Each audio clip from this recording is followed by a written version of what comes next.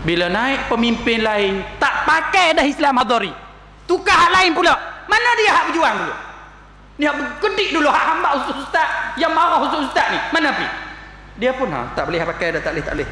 Islam apa sak boleh, sak tak boleh, sekejap ada, sekejap tak ada ni.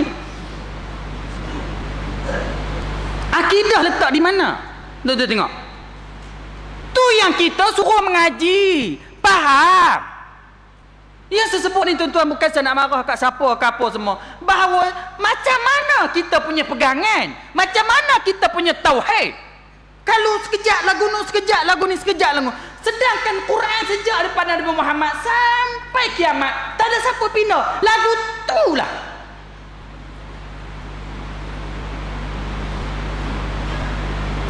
Bagaimana pula tuan-tuan sekalian? Sekarang orang kata hudud tak sesuai. Tak sesuai, tak layak, tak sesuai, tak kadang ustaz pun bulut. Mari pemimpin tukar. Sesuai. Layak. Sesuai, layak. Hai, dah depa macam pokok hang ni. Ini, tuan-tuan sekalian. Tengok dia akidah tu dia berjalan. Hak orang muru tadi tu. Tuan-tuan faham tak? Saya sebut ini benda akidah, tuan-tuan sekalian. Semua sebut baik mengucap dekat macam filem-filem tadi, kita sekejap tu. Sekarang cubalah ada pendirian. Itu nama dia akidah. Akidah ni daripada perkataan akad. Akad tu apa dia? Simpul, ikat. Itu akad. Akidah. Faham tak? Mamat dengan Fatimah asing-asing. Belain mamat Fatimah. Tapi bila mamat ni diakad nikah kan, jadi mamat dengan Fatimah ni diikat. Tu akidah. Begitu juga akad. Duit kita barang dia. Tapi bila kita angkat, barang dia jadi barang kita, duit kita jadi barang dia. Ikat. Tu nama dia akidah. Jadi akidah makna ikat. Aqidatul iman, simpulan-simpulan iman, ikatan-ikatan iman. Sebab tu kata Nabi akan berlaku di akhir zaman, umat Islam merungkai Islam itu ghurwah, satu lepas satu, satu lepas satu, sampai habis lincin. Mungkin bab semayang kita betul, bab haji kita betul, tak betul bab itu. Duk ungkai satu. Sebab tu saya kata orang sekarang dia tak sayang akidah. Televisyen nak tayang cerita apa pun, dia tak fikir akidah orang. Berita nak baca berita apa pun, dia tak fikir akidah orang. Kadang-kadang orang politik sendiri pun nak tunjuk kata dia berjiwa rakyat, sampai sanggup mengeluarkan perkataan kita kena mengabdikan diri kepada rakyat. Tengok, mengabdikan diri kepada Allah, berkhidmat kepada, tapi mengabdikan diri, ibadah pada rakyat, sampai pelajar. Inilah tuan-tuan sekalian, di samping ilmu yang kita belajar, kita kena juga belajar perkara-perkara yang boleh merosakkan iman. I'tiqad yang boleh menjatuhkan iman. Contohnya tuan-tuan, seorang itu panggil kita, "Hei Yahudi, mai sat." "Hei Yahudi, mai sat." Dia panggil kita, "Hei Yahudi, mai sat." Kita pun pergi jadi kafir. Sebab apa kamu pergi? Sebab kamu reda orang panggil kamu Yahudi. Jangan pergi, kalau pergi kamu kafir. Betul tu. Kata, "Hei Nasrani." Dia panggil, "Hei Nasrani." Dia jawab, "Ya." Jadi kafir. Pasal apa kamu menyaut? Tak boleh menyaut. Sebab orang panggil begitu, tak boleh menyaut.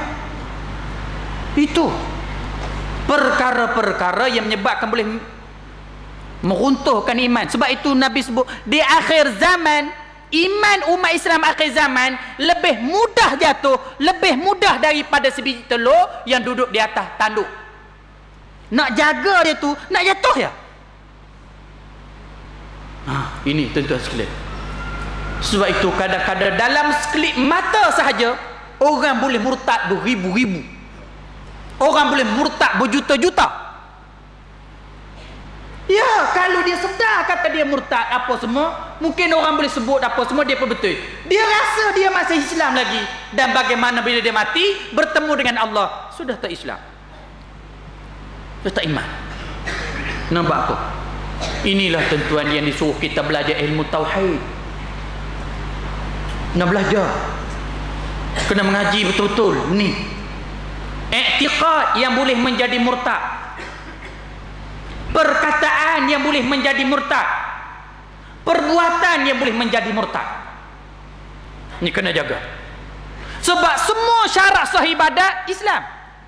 Syarat sah semayang Islam, syarat sah puasa Islam, syarat sah haji Islam, syarat sah zakat Islam, syarat sah nikah Islam, semua Islam. Bagaimana dia buat benda-benda murtad, tuan-tuan sekalian? Dia tak kembali balik pada Islam, ataupun yang kembali selepas daripada habis iddah. Bagaimana hubungan dia dengan isteri dia? Dia murtad lebih daripada 4 bulan 10 hari.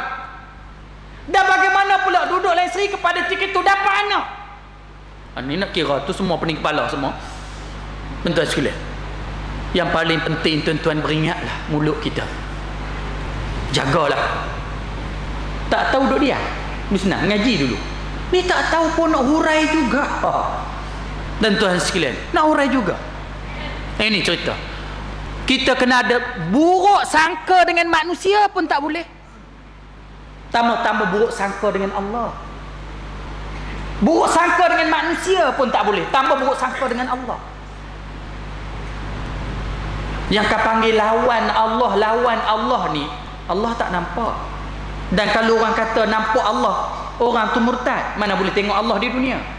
Patu pasal apa ada lawan Allah? Jangan lawan Allah, jangan lawan Allah, jangan lawan Rasul. Allah tak nampak. Rasul dah wafat.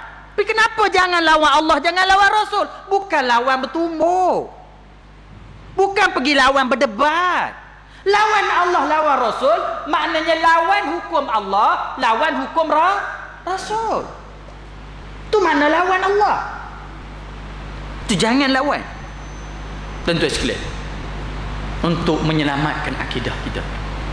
Tuan-tuan sekalian, kita baru sambut merdeka. Yalah kita tak tahu mak indera tak indera ni. Tuan-tuan sekalian, saya pun baru tahu je mak indera ni. Itulah silap tuan-tuan sekalian. Apabila orang-orang sejarah pun menulis sejarah nak ikut pemimpin, yang suka tulis, yang tak suka tulis, yang suka tulis, yang pemimpin tak suka jangan tulis, akhirnya orang keliru. Orang agama pun nak cerita agama nak ikut pemimpin, yang pemimpin suka sebut, yang pemimpin tak suka tak sebut, akhirnya orang keliru. Bila benda tak betul, lamanya dia akan terbuka. Cerita dia begini. Sampai keluar pula hak pelik-pelik, negara tidak pernah dijajah. Lagi pening. Lep terlalu habis dah, tak tahu sampai kawan nu keluar kau ni, kawan ni keluar kau ni. Sebab tak ada yang asli, semuanya lokal. Apa semua? Macam-macam keluar. Yang keluar kata negara tak pernah dijajah ni pun rasakan. Aku tak tahu kita macam mana negara kita ni, apa hai kita pun tak tahu. Entah sekalian. Ceritanya dijajah. Dan tuan dijajah. Cuma kadang-kadang yang kata kita ni tidak dijajah oleh Inggeris apa, yang tak dijajah. Sebab orang putih ni dia cerdik. Dia tak macam Jepun. Jepun bodoh sikit.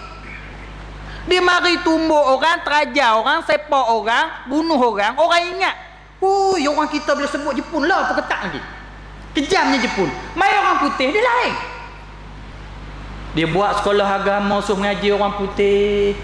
Dia buat sekolah, dia panggil ustaz mengajar ilmu agama, dia bayar elang, dia bayar gaji guru, dia bayar apa semua. Jadi masa itu masyarakat nampak Inggeris ni baik. Inggeris ni baik. Dia buat sekolah agama, dia bayar gaji guru, dia bayar gaji cikgu, dia buat sekolah dia apa semua. Orang nampak dia baik. Tapi dia sekat tau. Kerasnya ahli-ahli agama. Kamu mengajar, tapi Islam ni semayang, puasa, zakat, haji. Lebih pada tu jangan naik dah. Zakat tu je boleh ajar. Alim ulama masa itu rasa beruntung tak kira dah. Boleh mengajar pun jadilah. Kita dijajah bagi duit pula. Kita dah cakap-cakap banyak lagi. Kalau tak boleh mengajar langsung nak buat macam mana? Tak apalah dijaga. Begitu sampai bab haji turun balik. Sampai bab haji turun balik. Sampai bab haji turun balik. Tak dan sampai bab muamalat.